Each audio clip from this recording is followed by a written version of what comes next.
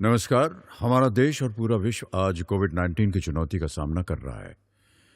कोविड-19 अभी खत्म नहीं हुआ है। ऐसे में हमारा फर्ज है कि हम सतर्क रहें। इसलिए जब तक दवाई नहीं तब तक कोई ढिलाई नहीं। कोरोना से बचाव के लिए जरूरी है नियमित रूप से हाथ धोना, मास्क पहनना और आपस में उचित दूरी बनाए रखना। याद रखिए, 2 गज दूरी, मास्क है जरूरी। खांसी, बुखार या सांस लेने में कठिनाई होने पर हेल्पलाइन नंबर 1075 पर संपर्क करें। मैं डॉक्टर नमिता शर्मा, उच्च माध्यमिक शिक्षक, शासकीय उच्चतर माध्यमिक विद्यालय जबलपुर। बच्चों, आज का अपना टॉपिक है लेंथेनाइड और एक्टिनाइड। हमने पिछले सेशन में डी ब्लॉक तत्वों के बारे में विस्तार पूर्वक चर्चा की थी। अब इस सेशन में हम लेंथेनाइड और एक्टिनाइड तत्वों के बारे में विस्तार पूर्वक अध्ययन करेंगे। आज के भाग में बच्चों लेंथेनाइड तत्वों का परिचय, उनका इलेक्ट्रॉनिक कॉन्फ़िगरेशन, ऑक्सीडेशन स्टेट्स, रासायनिक क्रियाशीलता, उनकी फिजिकल प्रॉपर्टीज़ और संकुचन तथा संकुचन के कारण और संकुचन का प्रभाव। इसके अलावा एक्टिनाइड्स का परिचय, उनका इलेक्ट्रॉनिक कॉन्फ़िगरेशन, उनकी ऑक्सीकरण अवस्था, उपयोग तथा लेंथेनाइड एक्टिनाइड के बीच अंतर एवं डी और एफ ब्लॉक के तत्वों के बीच अंतर, और अंत में देखेंगे हम लोग अभ्यास प्रश्न। तो अब सबसे पहले है लेंथेनाइड का परिचय। लेंथेनाइड वे तत्व हैं जो लेंथेनम तत्वों के साथ गुणों में समानता रखते हैं। इन तत्वों को लेंथेनॉन्स भी कहते हैं। ये दुर्लभ मृदा तत्व होते हैं।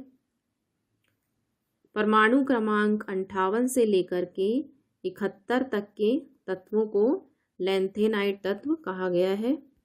इन तत्वों में अंतिम इलेक्ट्रॉन F उपकोष में प्रवेश करता है, अतः इन्हें F ब्लॉक के तत्व भी कहा जाता है। इन्हें प्रथम अंतर संक्रमण तत्व भी कहते हैं। इसके बाद बच्चों इलेक्ट्रॉनिक संरचना या इलेक्ट्रॉनिक कॉन्फ़िगरेशन है लेंथेनाइड्स का। लेंथेनम जो कि 57 परमाणु क्रमांक जो डी समुदाय का तत्व है, लेकिन इसके गुण लेंथेनाइड तत्वों से मिलते हैं। सीरियम जिसका परमाणु क्रमांक 58 है, इसमें अंतिम इलेक्ट्रॉन 4f में प्रवेश करता है। लेंथेनाइड तत्वों का सामान्य इलेक्ट्रॉनिक विन्यास 4f12 14 5d021 और 6s2 द्वारा दर्शाया जाता है। लेंथेनाइड तत्वों के इलेक्ट्रॉनिक संरचना को एक सारणी द्वारा व्यक्त किया गया है, जिसमें सीरियम 58 से लेकर के ल्यूटेशियम 71 तक के तत्वों के इलेक्ट्रॉनिक कॉन्फ़िगरेशन प्रदर्शित किए गए हैं, जिसमें सीरियम का इलेक्ट्रॉनिक कॉन्फ़िगरेशन है, अंतिम इलेक्ट्रॉन जो है वो 4f में प्रवेश करता है, 4f1 5d1 और 6s2। और इस तरह f में इलेक्ट्रॉनों की संख्या लगातार बढ़ती जाती है। प्रोजियोडियम में f में 3 इलेक्ट्रॉन और अंतिम जो है ल्यूटेशियम, इसमें f में 14 इलेक्ट्रॉन्स होते हैं। इसके बाद है ऑक्सीकरण अवस्था। लेंथेनाइड्स में +3 ऑक्सीकरण अवस्था सामान्य होती है, किंतु कुछ तत्वों में +2 और +4 ऑक्सीकरण अवस्था करते हैं। इसको भी एक सारणी द्वारा व्यक्त किया गया है, जिसमें सीरियम से लेकर के ल्यूटेशियम तक के तत्वों की ऑक्सीकरण अवस्था प्रदर्शित की गई है। सीरियम से लेकर के ल्यूटेशियम तक +3 ऑक्सीकरण अवस्था जो है वो सामान्य है, किंतु +4 सीरियम और प्रोजियोडियम में पाई जाएगी।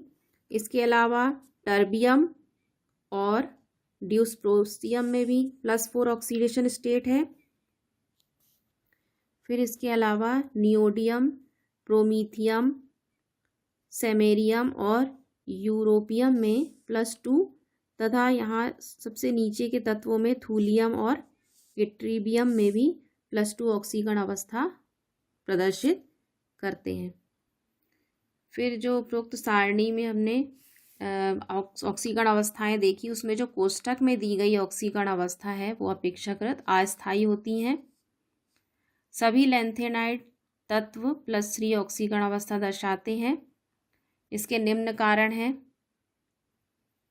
जिसमें कि एक तो 4f उपकक्ष पर 5s और 3p उपकक्षों का शील्डिंग इफेक्ट यानी कि आवरण प्रभाव 4f से और अधिक इलेक्ट्रॉन निकालने में बाधा उत्पन्न करता है, जिसके कारण +3 ऑक्सीकरण अवस्था सामान्य होती है।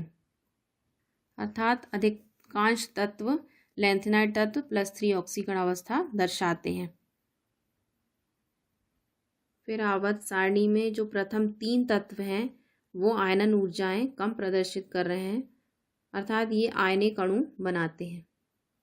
फिर गैडोलीनियम और ल्यूटेशियम अर्धपूर्ण और पूर्ण 4f कक्षक प्रदर्शित करते हैं, जिसमें 4f7 गैडोलीनियम द्वारा और 4f14 ल्यूटेशियम द्वारा, जो कि अधिक स्थायी होता है और ये +3 ऑक्सीकरण अवस्था दर्शाते हैं।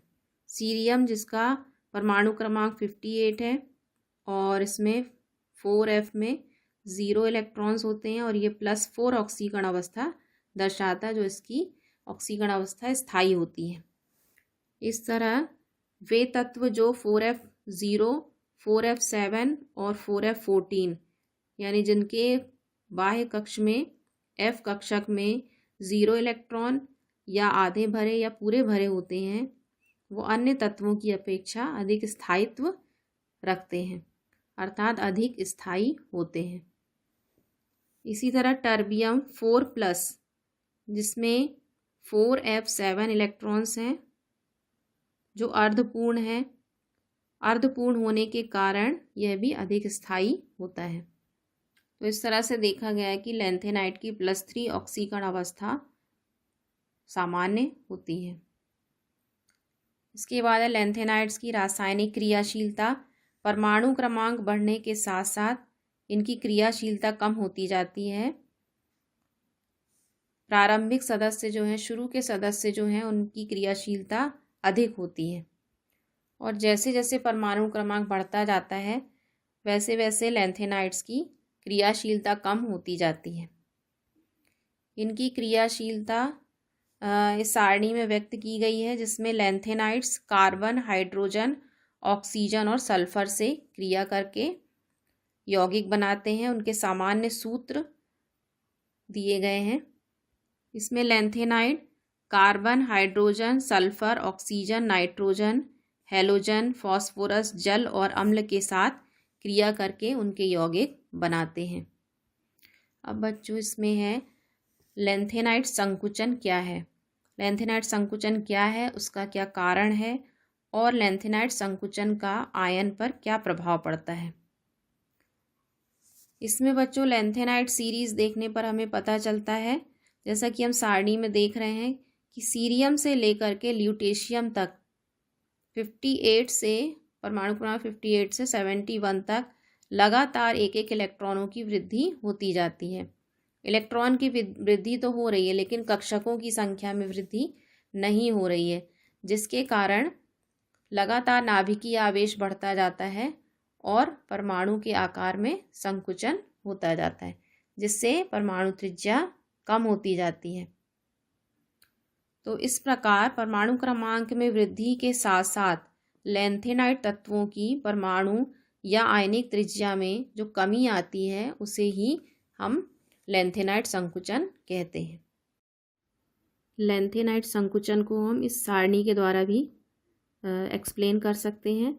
इस सारणी में जहाँ सीरियम से शुरू होकर ल्यूटेशियम तक के तत्वों की परमाणु त्रिज्या दी गई है।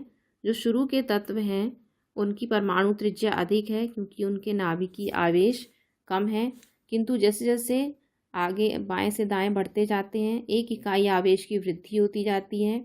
नाभिकीय आवेश तो बढ़ रहा है, साथ में इलेक्ट्रॉनों की संख्या में भी वृद्धि होती है, किंतु कक्षकों की संख्या में वृद्धि ना होने के कारण उनकी त्रिज्या लगातार कम होती जाती है, जिसके कारण नाभिकीय आवेश अंतिम इलेक्ट्रॉनों को अधिक आकर्षण बल से अपनी ओर आकर्षित करता है और त्रिज्या लगातार कम होती जाती है। लगातार त्रिज्या कम होने से उनका परमाणुवीय आकार कम होता जाता है और साथ साथ उनकी आयनन विभव भी, आयनन ऊर्जा भी अधिक होती जाती है।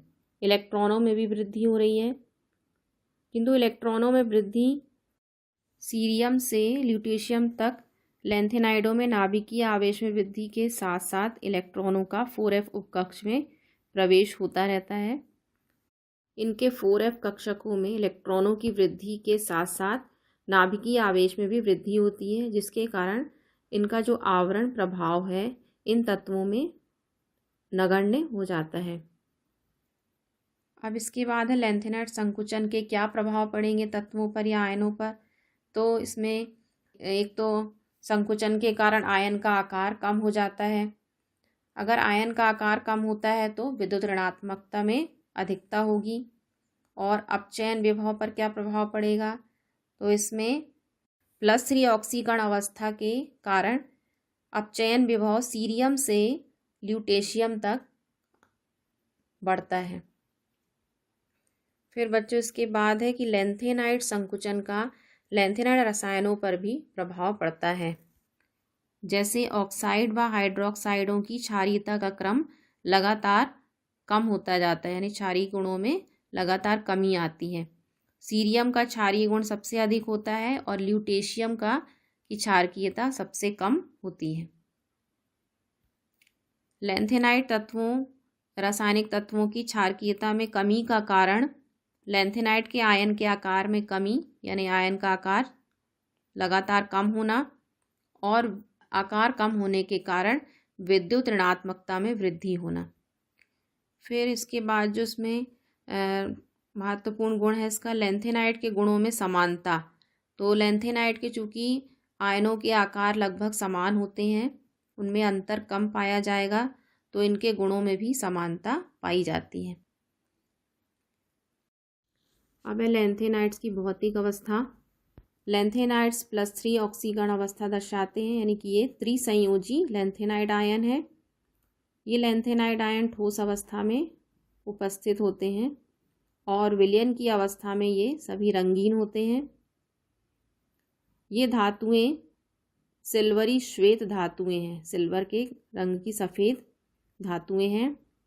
धात्विक गुण में इनका उच्च तन्यता का गुण पाया जाता है। ऊष्मा और विद्युत की श्रेष्ठ चालक होती हैं। चुंबकीय गुण, इनका चुंबकीय गुण जो है वो पैरामैग्नेटिक और डाईमैग्नेटिक होता है। वे लैंथेनाइड जिनमें अयुग्मित इलेक्ट्रॉन होते हैं पैरामैग्नेटिक होते हैं और जिसमें युग्मित इलेक्ट्रॉन्स होते हैं वो डाईमैग्नेटिक होते हैं। इसके बाद है लैंथेनाइड्स के उपयोग। लैंथेनाइड्स के उपयोग हैं, जिसमें इसमें पहला उपयोग सीरियम 3rd और सीरियम 4th ऑक्साइड कांच की पॉलिश करने में उपयोग में आता है। कुछ लैंथेनाइड्स का उपयोग उत्प्रेरक की भांति किया जाता है। इसका उपयोग लैंथेनाइड्स का उपयोग मिश्र धातु बनाने में, जो कि बंदूक की गोली, कवच या खोल तथा हल्के फ्लिंट के उत्पादन में काम में आते हैं। लैंथेनाइड्स के कुछ ऑक्साइड्स स्फुरदीप्ति उत्पन्न करने में उपयोग में आते हैं।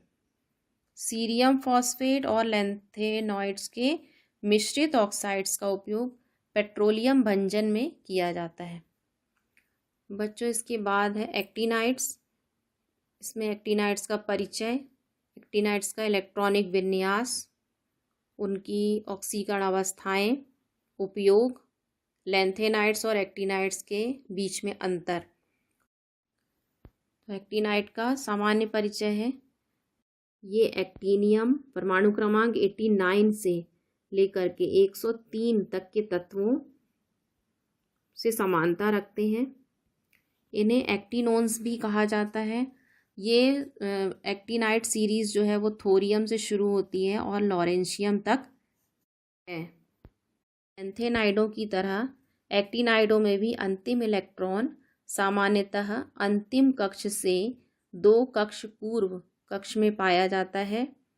इन एक्टिनाइडों को अंतर संक्रमण तत्व भी कहा जाता है। जो लैंथेनाइड्स हैं उन्हें प्रथम अंतर संक्रमण तत्व और एक्टिनाइड्स को द्वितीय संक्रमण तत्व कहा जाता है। इनमें अंतिम इलेक्ट्रॉन 5f कक्षक में प्रवेश करता है, इसलिए इन्हें 5 ब्लॉक के एलिमेंट्स भी कहा गया है। लैंथेनाइड्स और एक्टिनाइड्स तत्वों को आवर्त सारणी में 2 अलग श्रेणियों में रखा गया है, जिनमें से एक है लैंथेनाइड श्रेणी और दूसरी है एक्टिनाइड श्रेणी। अब है इसका इलेक्ट्रॉनिक विन्यास, जो कि हमने अभी देखा कि एक्टिनियम जो है वो 89, किंतु इसका अंतिम इलेक्ट्रॉन है वो 5f कक्षक में न जाकर 6d में जाता है। लेकिन थोरियम का अंतिम इलेक्ट्रॉन 6d उपकक्षक में प्रवेश करता है, किंतु इनके गुण एक्टिनाइड तत्वों से मिलते हैं। इस सीरीज़ के जितने भी तत्व हैं, thorium, protactinium, uranium, neptunium, plutonium, americium, curium, berkelium, californium, einsteinium, fermium, mendelevium, nobelium और लॉरेंशियम, इन सभी के गुण एक्टिनियम से मिलते जुलते हैं, इसलिए इन्हें एक्टिनाइड्स कहा जाता है। इन तत्वों के परमाणु क्रमांक और इलेक्ट्रॉनिक विन्यास सारणी में दिखाए गए हैं। इसमें इनका सामान्य इलेक्ट्रॉनिक विन्यास 5f0 to 14, 6d 0 to 2 और 7s2 द्वारा दर्शाया जा सकता है। थोरियम से लेकर के लॉरेंशियम तक जितने भी तत्व हैं उनमें f में 1 से लेकर के 14 इलेक्ट्रॉन तक भरे हुए होते हैं। इनके s कक्षक पूर्ण होते हैं। थोरियम से लेकर के लॉरेंशियम तक s कक्षक में 2 इलेक्ट्रॉन्स पाए जाते हैं। बाहर से अंदर वाले सबसे बाहरी ऑर्बिटल s होता है, उसके अंदर d ऑर्बिटल होता है, जिसमें थोरियम में d में 2 इलेक्ट्रॉन्स होते हैं, बाकी 3 में 1 इलेक्ट्रॉन्स हैं और 2 में 0 है, फिर 1 है, फिर 0 है और लास्ट में लॉरेंशियम में d में 1 इलेक्ट्रॉन है। और थोरियम में f ऑर्बिटल नहीं होता है, किंतु उसके नीचे प्रोक्टिनियम से शुरू हो जाता है f ऑर्बिटल, जिसमें लगातार 2 3 4 5 6 7 7 9 10 11 से लेकर के 14 इलेक्ट्रॉन्स तक अंतिम जो तत्व है उसमें 14 इलेक्ट्रॉन्स उपस्थित होता है। फिर इसके बाद है ऑक्सीकरण अवस्था। एक्टिनाइडों की ऑक्सीकरण अवस्था भी हम सारणी द्वारा दिखा सकते हैं। इसमें +2 ऑक्सीकरण अवस्था जो है वो बहुत ही दुर्लभ है, किंतु +3 ऑक्सीकरण अवस्था लैंथेनाइड्स के समान सामान्य होती है। प्रथम जो 4 एक्टिनाइड्स हैं उनके लिए +3 ऑक्सीकरण अवस्था स्थायी नहीं है, जिसमें यूरेनियम जो है वो U3+ के रूप में वायु में आसानी से ऑक्सीकृत हो जाता है। इसके बाद नोबेलियम को छोड़कर अमरेशियम और लॉरेंशियम तक +3 ऑक्सीकरण अवस्था स्थायी होती है। ऑक्सीकरण अवस्था को सारणी में व्यक्त किया गया है। थोरियम से लेकर के लॉरेंशियम तक +3 ऑक्सीकरण अवस्था जो है वो सामान्य है। कुछ तत्व जिनमें +4 +5 +6 +7 ऑक्सीकरण अवस्था भी दिखाई गई, जिसमें नेपच्यूनियम और प्लूटोनियम है। इसके अलावा अमरेशियम में भी +6 ऑक्सीकरण स्टेट दिखाई गई है। अमरेशियम और कैलिफोर्नियम, आइंस्टाइनियम, फर्मियम, मेंडोलिवियम और नोबेलियम, इसमें +2 ऑक्सीकरण अवस्था जो कि अस्थायी होती है। अंत में जो लॉरेंशियम है वो सिर्फ +3 ऑक्सीकरण अवस्था ही प्रदर्शित करता है। इस तरह बच्चों हमने एक्टिनाइड्स में ऑक्सीकरण अवस्था का अध्ययन किया। अब इसके पश्चात हम अध्ययन करेंगे एक्टिनाइड्स के उपयोग। एक्टिनाइड्स के जो महत्वपूर्ण उपयोग हैं उसमें है थोरियम नाइट्रेट, जिसका उपयोग चमक चूर्ण बनाने में किया जाता है। यूरेनियम एसीटेट व यूरेनियम नाइट्रेट जिसका उपयोग फोटोग्राफी में किया जाता है, थोरियम व यूरेनियम जिसका उपयोग नाभिकीय ऊर्जा उत्पन्न करने में किया जाता है। अब इसके बाद लैंथेनाइड और एक्टिनाइड का तुलनात्मक अध्ययन करेंगे। लैंथेनाइड्स जिनमें अंतिम इलेक्ट्रॉन 4f ऑर्बिटल्स में प्रवेश करता है, एक्टिनाइड्स जिसमें अंतिम इलेक्ट्रॉन 5f ऑर्बिटल में प्रवेश करते हैं। फिर ऑक्सीकण अवस्था देखें तो लैंथेनाइड्स में मुख्य रूप से +3 तथा कुछ तत्वों में +2 और +4 ऑक्सीकण अवस्था सामान्य होती है। इसके अलावा एक्टिनाइड्स में देखें तो एक्टिनाइड्स में +3 के अतिरिक्त +4, +5, +6 ऑक्सीकण अवस्था भी दिखाई गई है। फिर तीसरा पॉइंट जो है इसमें प्रोमीथियम के अलावा सभी अरेडियोधर्मी हैं, मतलब रेडियोधर्मी नहीं है, किंतु एक्टिनाइड्स जो है वो सभी लगभग सभी तत्व रेडियोधर्मी हैं। लैंथेनाइड्स जो है इनके यौगिक कम क्षारीय होते हैं, जबकि एक्टिनाइड्स के यौगिक अधिक क्षारीय होते हैं। लैंथेनाइड्स तत्व जो है ऑक्सोकैटायन नहीं बनाते हैं, जबकि एक्टिनाइड्स आयन ऑक्सोकैटायन बनाते हैं, जैसे UO यूरेनियम का ऑक्साइड ऑक्सोकैटायन, नेपच्यूनियम का ऑक्सोकैटायन और प्लूटोनियम का ऑक्सोकैटायन। इसके अलावा लैंथेनाइड्स में संकुल बनाने की प्रवृत्ति कम होती है, जबकि एक्टिनाइड्स में संकुल बनाने की प्रवृत्ति अधिक होती है। अब इसके बाद अंत में हम देखेंगे डी ब्लॉक यानी संक्रमण तत्व और F ब्लॉक यानी अंतर संक्रमण तत्वों के बीच में तुलनात्मक अध्ययन। अभी जैसा कि हमने पहले भाग में पढ़ा था कि डी ब्लॉक के तत्व क्या हैं और F ब्लॉक के तत्व क्या हैं, तो सबसे पहला पॉइंट वही होगा कि डी ब्लॉक के तत्व वे हैं जिनमें अंतिम इलेक्ट्रॉन n-1d उपकोष में प्रवेश करता है, जबकि F ब्लॉक के तत्व वे हैं जिसमें अंतिम इलेक्ट्रॉन n-2f उपकोष में प्रवेश करता है। डी ब्लॉक के तत्वों के परमाणु और आयनों का आकार F ब्लॉक की तुलना में कम होता है। डी ब्लॉक के तत्वों की प्रथम आयनन ऊर्जा अधिक होती है, जबकि F ब्लॉक के तत्वों की प्रथम आयनन ऊर्जा कम होती है। डी ब्लॉक के तत्व संकुल बनाने की क्षमता अधिक रखते हैं, जबकि F ब्लॉक के तत्वों में संकुल बनाने की क्षमता कम होती है। और सबसे महत्वपूर्ण गुण है डी ब्लॉक के तत्व परिवर्ती ऑक्सीकरण अवस्था प्रदर्शित करते हैं, जबकि F ब्लॉक के तत्व इस तरह की परिवर्ती ऑक्सीकरण अवस्थाएं प्रदर्शित नहीं करते। अब अंत में कुछ अभ्यास प्रश्न हैं जिनको सभी बच्चों को करना है।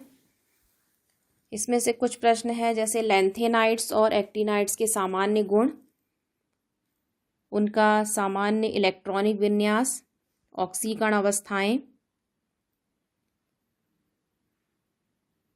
ऑक्सीकरण अवस्था के अलावा उनके महत्वपूर्ण उपयोग।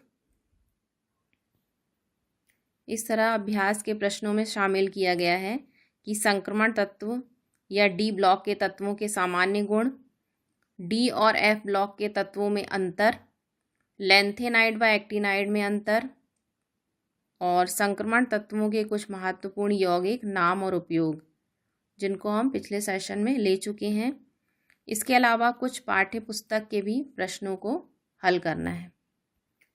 अब अंत में लैंथेनाइड तत्व और एक्टिनाइड तत्व के बारे में फिर से चर्चा कर लेते हैं, इनको रिवाइज कर लेते हैं कि लैंथेनम के बाद आने वाले तत्व या लैंथेनम तत्व से समानता रखने वाले, गुणों से समानता रखने वाले तत्व लैंथेनाइड्स कहलाते हैं और ये इनमें अंतिम इलेक्ट्रॉन 4f कक्षक में प्रवेश करता है। इन्हें प्रथम अंतर संक्रमण तत्व भी कहा गया है। इनका सामान्य इलेक्ट्रॉनिक विन्यास है 4f1-14, 5d0-1 और 6s2, जबकि एक्टिनाइड्स एक्टिनियम 89 के बाद आने वाले तत्व हैं जो एक्टिनियम तत्व से समानता रखते हैं। इन्हें एक्टिनन भी कहते हैं।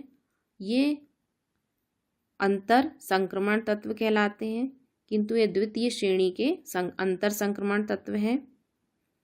इनमें अंतिम इलेक्ट्रॉन 5f कक्षक में प्रवेश करने के कारण इन्हें 5f ब्लॉक के तत्व भी कहा गया है। एक्टिनाइड्स का सामान्य इलेक्ट्रॉनिक विन्यास है 5f0 to 14, 6d0 to 2 और 7s2। इसके अलावा इसमें लैंथेनाइड संकुचन इम्पॉर्टेंट है और लैंथेनाइड और एक्टिनाइड्स तत्वों में अंतर, और अंत में है डी और एफ ब्लॉक के तत्वों में अंतर। इसमें सबसे महत्वपूर्ण अंतर डी ब्लॉक के तत्व में अंतिम से पूर्व के कक्ष का डी कक्षक होता है, जिसे n-1d के रूप में प्रदर्शित किया गया है, जो आंशिक रूप से भरा हुआ होता है। जबकि लैंथेनाइड्स और एक्टिनाइड्स जो कि एफ ब्लॉक के तत्व हैं, इनमें अंतिम से पूर्व के 2 कक्षक पूर्व का एफ ब्लॉक होता है, जो कि अपूर्ण होता है या आंशिक भरा हुआ होता है। इसका सामान्य इलेक्ट्रॉनिक विन्यास n-2f होता है। इस प्रकार आज जो हमने अध्ययन किया है, बिंदुओं पर चर्चा की, उनका हमने एक बार रिवीजन कर लिया। अब इनके अभ्यास प्रश्नों को हल करना है और जो पुस्तक में पाठ्य पुस्तक में दिए गए हैं प्रश्न, उनको भी हल करना है।